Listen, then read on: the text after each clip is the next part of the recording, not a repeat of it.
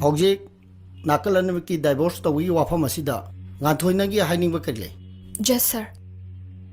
Ipuroi bagi apambana aigisu apambane. Adubu ai wahi khara dang phungduk chake. Yani nang na haining bodon naning tamna hai. Nupi gi punsi hai base. Asuki matik tole. Ai bu isagi ayaba yaudana. Pami. Nungsi haiduna phaduna namduna lawbiba. Ai bu hek pokbiba. Ipa ima.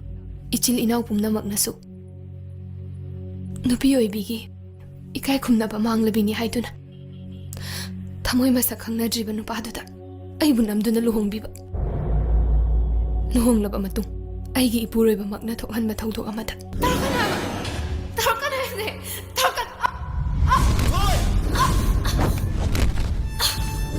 Nungday awriba. Ichagi punsi lo henkiba. Aibuna punsi chupagi mama amo oibagi ayaba lehen kidaba. Mama ama oiba yararoi khanglakpadagi.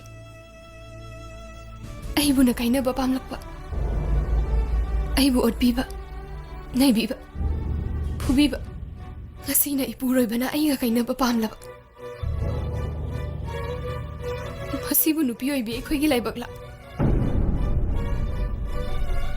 Nupi oibi gi lamcha sajati hendokpa yade.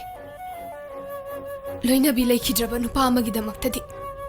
Imung manung amadi khunjangduna nupa dugi ahangba mensinbi. Aduga mapuroiba laikhidrabi nupi kayagi damaktadi kananasu awatpa ahangba amata ubide. Ngangnabi, noknabi, nupi di namsinduna thamba. Chanabi na punba.